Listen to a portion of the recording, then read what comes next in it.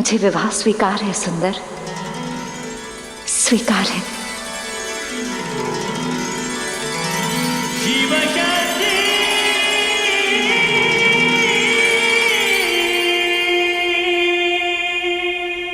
असंभव! ये विवाह मैं कदापि नहीं होने दूंगा। आज तक जितने षड्यंत्र मैंने किए वो दैत्य गुरु शुक्राचार्य बनकर देवताओं पर किए, किंतु मैं भी तो 9 ग्रहों में से एक हूँ, और मानव हो या देवता, ग्रहों का प्रभाव तो सभी पर पड़ता है।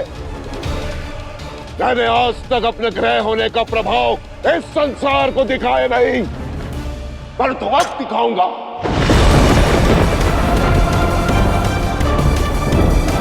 मैं दैत्य गुरु शुक्राचार्य शिव शक्ति का विवाह रोक कर दिखाऊंगा।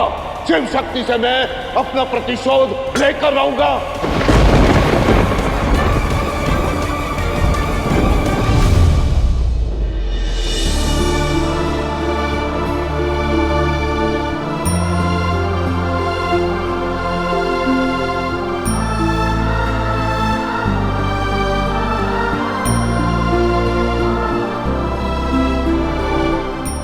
जाइए,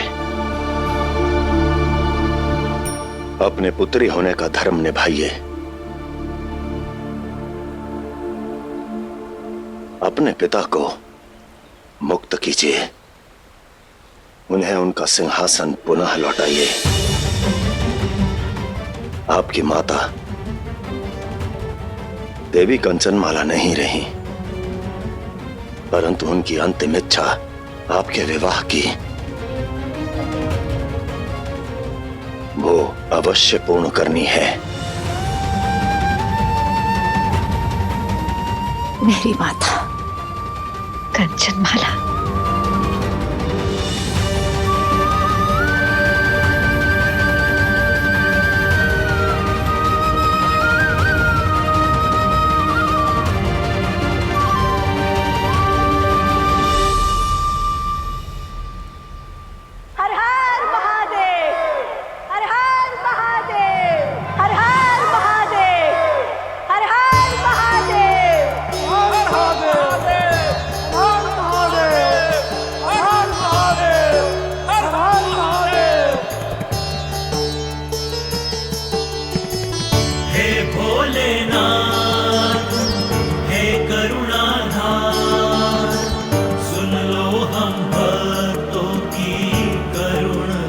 आपके भेद से आवरण हट चुका है महादेव। हम जान चुके हैं कि जो सुंदर हर बार हमारे संकट को हरने आता है वो और कोई नहीं, आप हैं। हमारे आराध्य, हमारे शिव, दर्शन दीजिए प्रभु। दर्शन दीजिए महादेव, दर्शन दीजिए महादेव, दर्शन दीजिए महादेव। नहीं, मैं तो आपका सुंदर हूँ, मित्र हूँ आप सबका, शिव नहीं।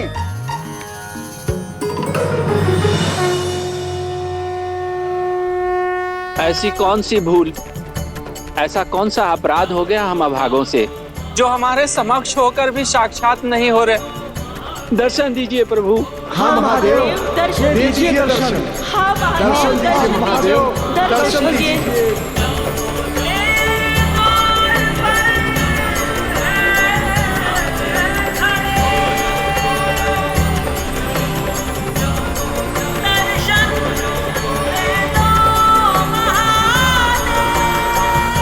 देखिए, केवल हम मनुष्य ही नहीं, प्रकृति भी आपके दर्शन की अभिलाषा रखती है।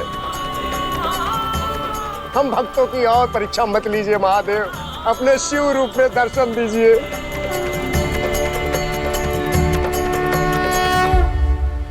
शिव के दर्शन करेंगे या परिवार के सदस्य बनकर शिव रूपी सुंदर का विवाह करेंगे? चयन आप सबका है, बताइए, शिव के दर्शन करेंगे या शिव के परिवार का अंग बनेंगे?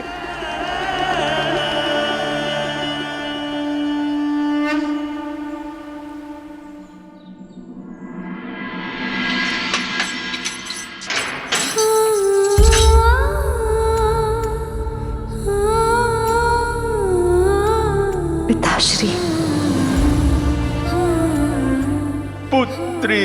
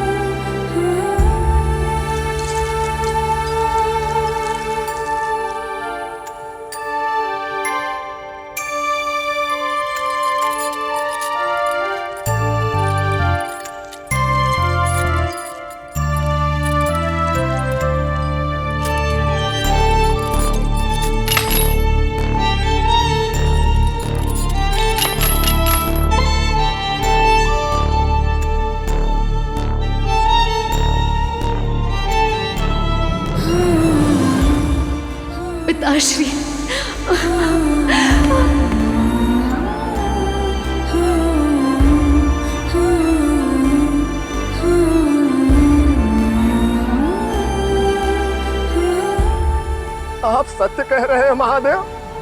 आप हमारे परिवार के सदस्य बनेंगे? हम अभागों को अपना बनाएंगे? अपने तो आप कब से हैं। मैं आप सबका सुंदर हूं, आपका पुत्र हूं, आपका भाई हूं और तुम्हारा मित्र। सत्य महादेव, हम जैसे साधारण मनुष्यों के संबंधी बनेंगे हम। आप सबके यहाँ मैं इस पूरे क्षेत्र को यह वरदान देता हूं कि इस क्षेत्र में जन्मा हर जीव जंतु, पशु हो या पक्षी, सब मेरे अति प्रिय होंगे। कर्पूर गौरम करुणावतारम संसार सारम सुंदर भैया, सदा वसंतम हृदयारविंदे भवम भवामि सहितम पुत्र, मेरे भाई। कर्पूर गौरम करुणावतारम संसार सारम हर हर महादेव, हर हर महादेव, हर हर महादेव, भवामि सहितम हर हर महादेव। हर हर महादेव।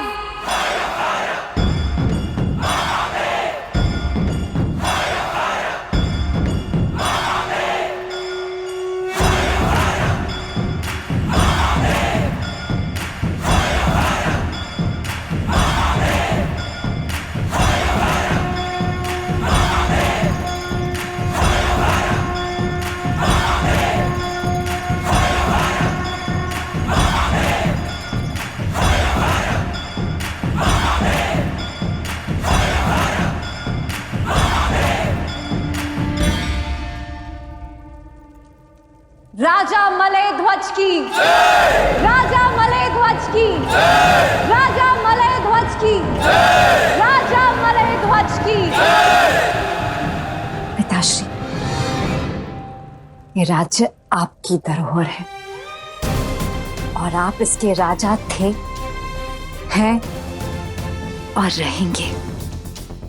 पिताश्री, वर्षों से अधर्म के इस गढ़ में अधर्म का ध्वज लहराने लगा था, किंतु अब आप पुनः इसमें धर्म की स्थापना कीजिए, प्रजा के हित का भार संभालिए।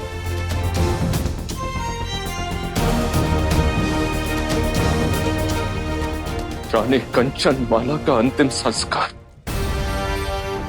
भव्य होगा, पूरे राजसी सम्मान के साथ होगा। तैयारी की जाए। जी महाराज।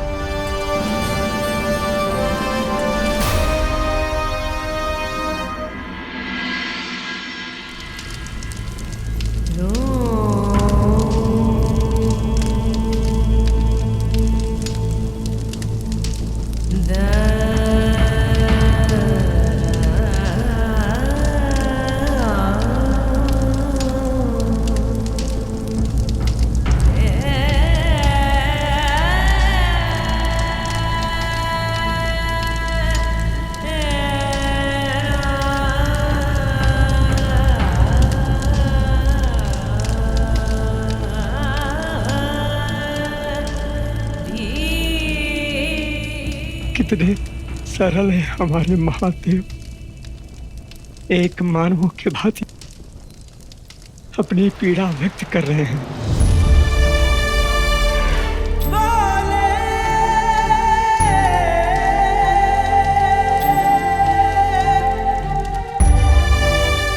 अपनी पत्नी कंचनमाला की तेरहवीं पश्चात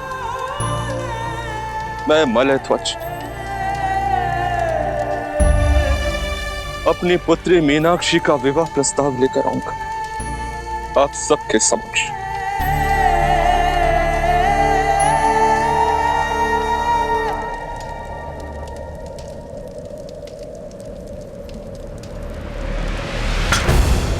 नियति चाहे जितना प्रयास कर ले शिव शक्ति को मिलाने का, परंतु सफलता का स्वाद ये दैत्य गुरु शुक्राचार्य ही चखेगा।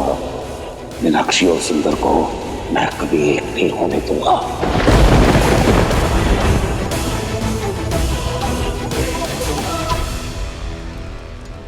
नारायण, शुक्राचार्य का निर्णय तो दृढ़ है। क्या करने वाले हैं वो? असुरों के साथ रहते रहते असुर बन गए शुक्राचार्य। शिव भक्ति भूलकर शिव के शत्रु बन बैठे हैं।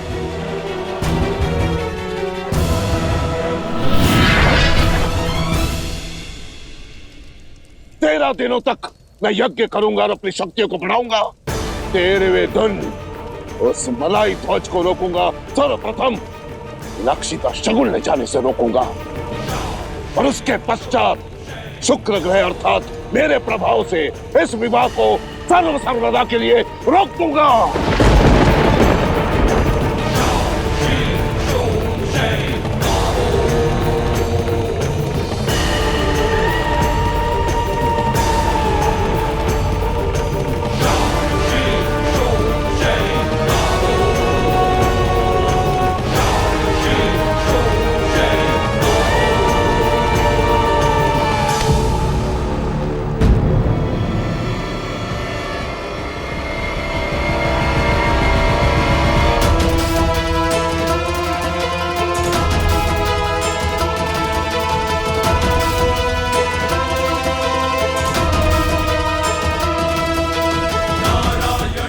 प्रतिशोध की अग्नि में स्वयं के व्यक्तित्व की आहुति मत दीजिए शुक्राचार्य।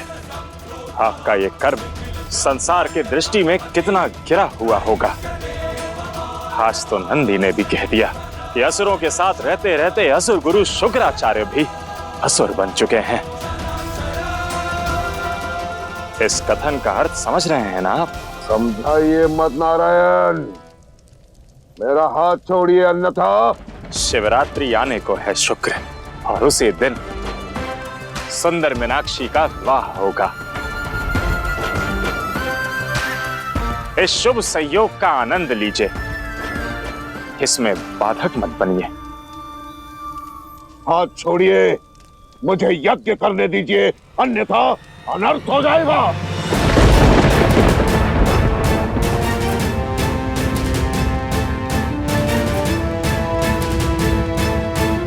आने वाली शिवरात्रि इतनी घोर हो गई कि शिव शक्ति का विवाह, शिव शक्ति का प्रेम सब भूल जाएंगे। ये उत्सव कोई नहीं मनाएगा।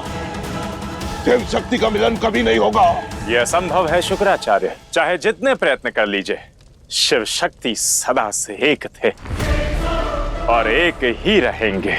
ये तो आने वाला समय बताएगा नारायण।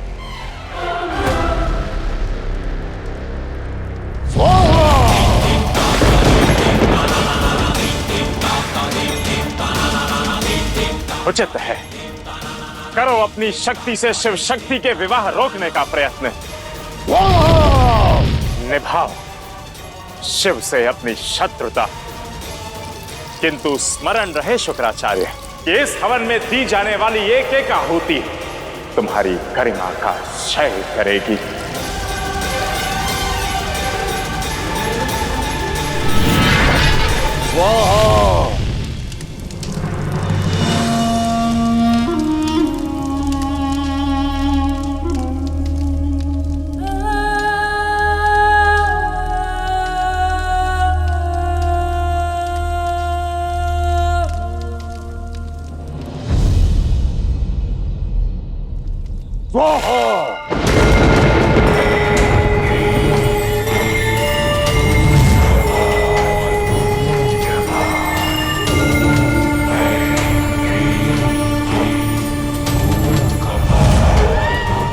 आज आपके यज्ञ को 13 दिवस बीत गए असुर गुरु। आज मलय ध्वज अपनी पुत्री मीनाक्षी के विवाह का शगुन लेकर सुंदर के वन में जाएगा, परंतु अपना दिया गया वचन निभा नहीं पाएगा।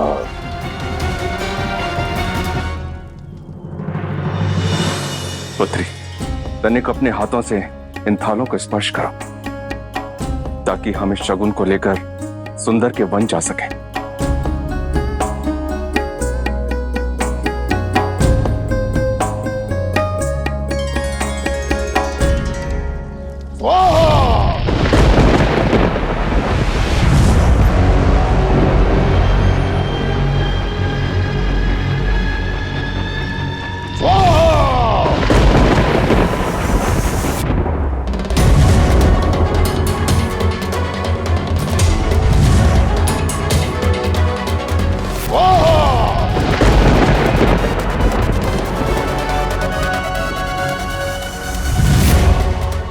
ये सब?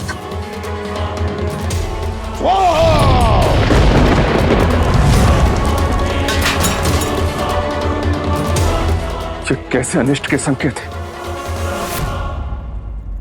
आज राजमहल से सुंदर के लिए शगुन आने वाला है। मैं तो बहुत खुश हूँ। सुंदर का शगुन आने वाला है। ढेर सारे मिष्ठान, फल, राजा के दरबार के मीठे मीठे आम, बैर, सहतूत। आज भोर से हमने कुछ खाया ही नहीं है। अब तो सुंदर के शगुन का मिष्ठान मैं खूब खाऊंगा। शगुन नहीं आएगा।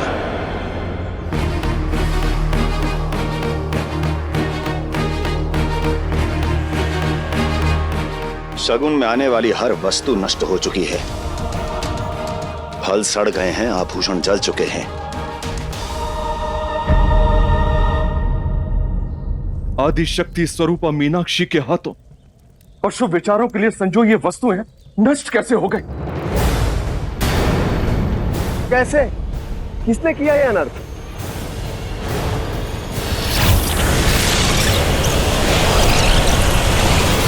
नष्ट हो जाएगा हर प्रयत्न।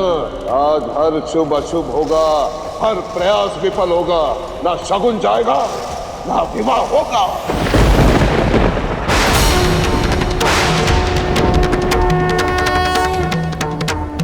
शुक्राचार्य शुक्र ग्रह बनकर हमारी कुंडलियों पर विपरीत प्रभाव डाल रहा है। ये शुक्र ग्रह और शुक्राचार्य का प्रभाव है, और ग्रहों के प्रभाव को तो आदि शक्ति की शक्ति भी नहीं रोक सकती। तो पुत्री, इस अनिष्ट का क्या उपाय? अब ये विवाह कैसे होगा? कल शिवरात्रि है और शिवरात्रि के दिन ही ये विवाह होना निश्चित है। ये सत्य तो ज्ञात है पिताश्री, किंतु इस बाधा का उपाय ज्ञात नहीं है।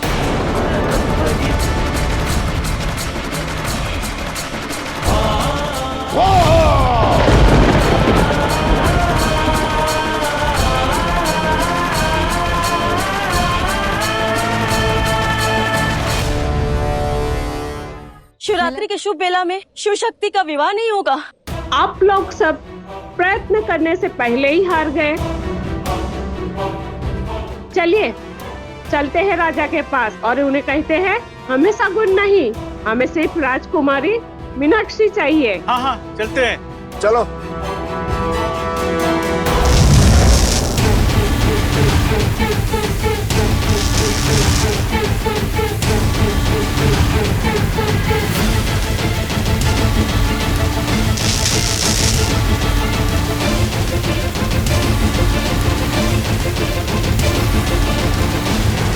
सुंदर, ये कैसी माया है? ये शुक्राचार्य जैसे शक्तिशाली ग्रह का प्रभाव है। बंद करवाइए ये अनर्थ का खेल। नारायण, रोकिए असुर गुरु को। शिवरात्रि का सुखद दिन शिव शक्ति की वियोग की पीड़ा में नहीं बदल सकता। कोई कुछ नहीं कर सकता है, क्योंकि ये युद्ध शिव शक्ति का है, जिसे उन्हें स्वयं ही लड़ना होगा, ताकि कल अपने विवाह के वर्षगांठ पर वो दोनों समस्त संसार को अपने मिलन का उपहार दे सके। मिलन तो होगा, अवश्य होगा। शिवरात्रि के दिन ये शक्ति अपने शिव के साथ ही होगी, और उसके लिए मुझे जो करना पड़े मैं करूंगी। शिवरात्रि के उत्सव को अपनी शक्ति के साथ मनाने के लिए मैं हर परीक्षा के लिए सज्ज हूं।